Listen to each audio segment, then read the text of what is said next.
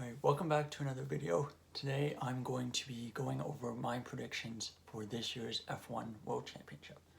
So we've just had 3 days of testing in Bahrain, and the first race of the season, the Bahrain Grand Prix, is right around the corner in a couple of days' time. So I thought it would be a great opportunity to go over my predictions for the Drivers' World Championship for the 2023 F1 season. So this is not going to be just looking at the pecking order going into the Bahrain Grand Prix. This is going to be looking at the whole season. So while the order that I have for the teams may be slightly different than what many other pundits or YouTubers are talking about for the running order right now, I'm trying to think about the long picture, about the whole 2023 F1 season. So in 20th place, I have Logan Sargent. I think, unfortunately, someone has to be 20th. And while I think that Williams have probably made a good step up the grid, I'm not sure how much of a step they've made. And Sargent is probably has the weakest pedigree of the three rookies that we have this year. So it's less of a indictment of him or that someone has to be last. And I honestly think that from top to bottom, I think this is probably one of the strongest F1 grids we've had in years. So 19th, I've gone with Sargent's teammate, Alex Albon. So for Albon, I think he's going to probably have a solid year like he did last year. Probably get a couple of points finishes here and there and just be overall really solid for the Williams team. But I don't really expect a lot more than that because we don't really know how good the car is. Alright, number 18. This is probably my first bold prediction. I'm predicting Yuki Tsunoda to finish 18th. Which means that he's behind his teammate. I think for Yuki, while the raw speed is there and his qualifying improved massively last year compared to 2021, I still think that his racecraft and his race pace still leaves a bit to be desired. And I'm not sure how much it's going to improve this year. And I think also the worst thing possible for him is that even though his teammate's a rookie, he has a ton of race experience and he's also quite a bit older than him. So, and I don't know, and I'm still kind of not totally sold on AlphaTauri this year in terms of how fast they're going to be. So for that reason, I have Tsunoda 18th, and I have his teammate Nick De Vries in 17th. So for the reasons I just mentioned, I think that De Vries has a solid chance of being 17th. I think he's an extremely well-prepared rookie, and he has a ton of experience in different categories. And on top of all of his simulator experience, I think there's a chance that he could finish ahead of his teammate Yuki Tsunoda in this year's championship. Number 16th, I have Zhou Guanyu. So the Alfa Romeo driver from China. So for Zhou, I think Alfa Romeo look like they have a pretty decent car right now. But as we saw last year, it had a really good car at the start of the year, and then the performance of the car really dwindled as the season went along. And I kind of expect the same thing to happen this year, even though they're going to start reaping the benefits of the Audi budget and Audi investing more in the team in preparation for them joining the grid in 2026. I'm still not totally sold on Zhou. I think his qualifying still leaves quite a bit to be desired. He was out-qualified by quite a bit, but a lot of him bringing back the gap to a more reasonable number was him significantly outperforming Bottas in wet conditions, which kind of makes sense what we know about Bottas as a driver. But at the same time, I think in dry conditions, he was generally out-qualified pretty handily. So I'm not entirely sure. I think he'll be improved from last year, just like the other rookies from 2021 improved to 2022. 2022's only rookie, Zhou Guanyu, I think will improve a little bit this year in 2023. Next up, 15th, I have Kevin Magnussen. So for Magnussen, I think Haas is probably going to be similar, a little worse to last year. I think their car looks okay right now, not great, not terrible. And I think similar to Alfa Romeo, they just don't have the facilities or the budget to develop constantly through the season like the other teams do. So while they look okay right now, I think 15th for Magnussen is about right.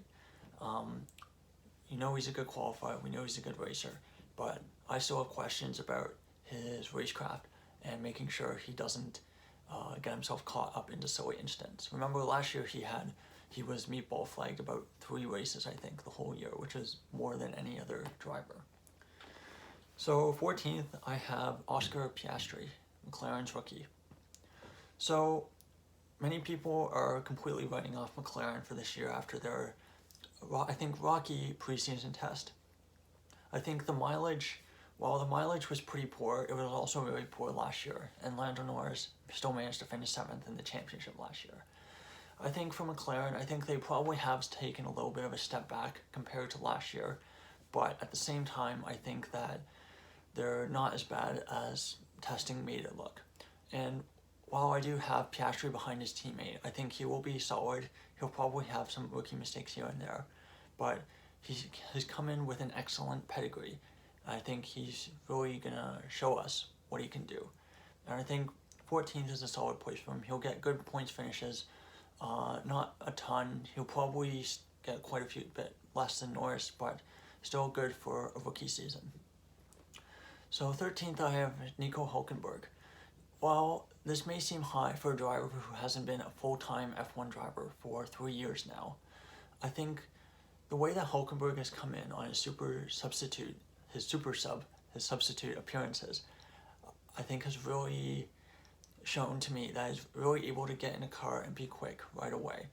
And while he may be a bit behind Magnussen at the start, I still think that overall, in terms of qualifying and race pace, even with this time away, I still think Hülkenberg's an excellent midfield driver.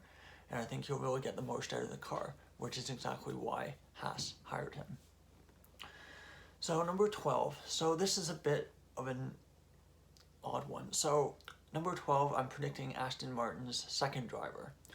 So right now, as of the recording of this video, we don't know if Stroll's going to race the first race of the season. So there's a possibility that Aston Martin's reserve driver, Felipe Drugovich, may race the first couple races of the season.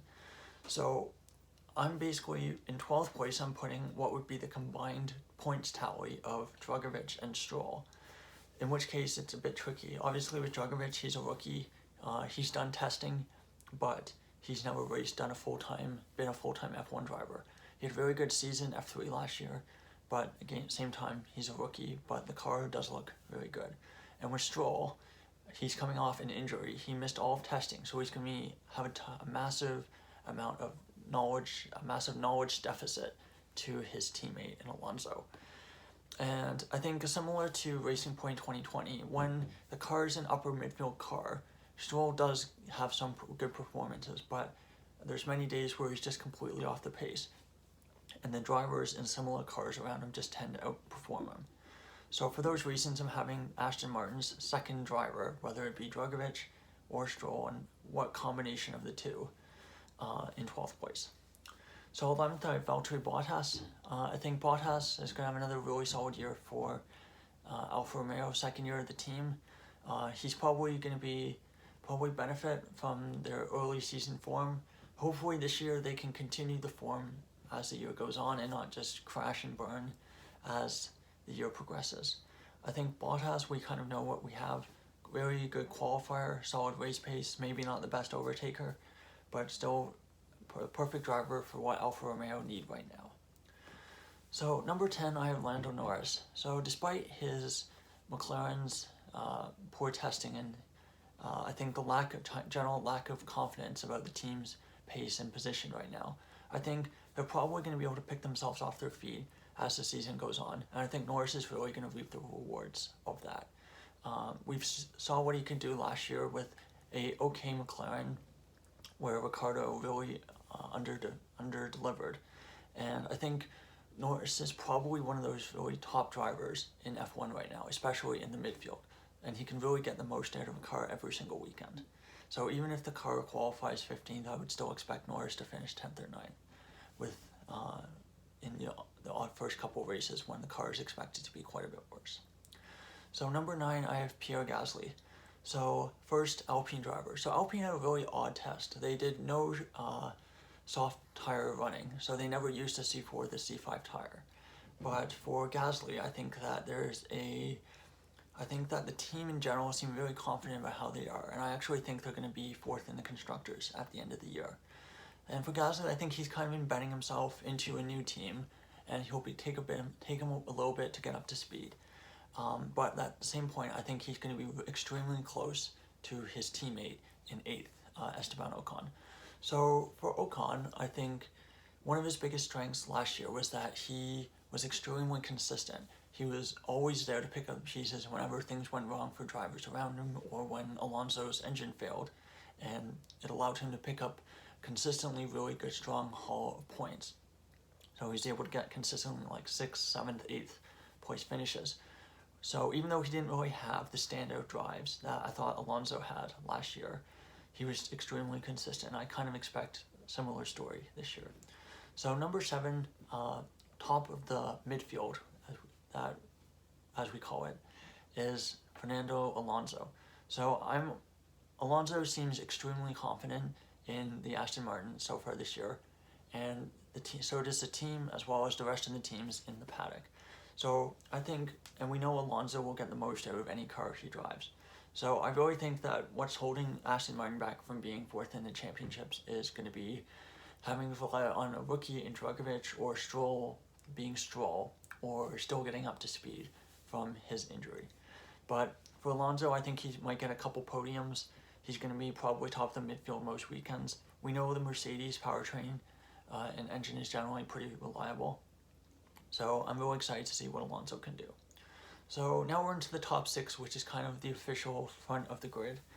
And I think for this year, it's probably going to be the same 3 teams, Mercedes, Ferrari, Red Bull.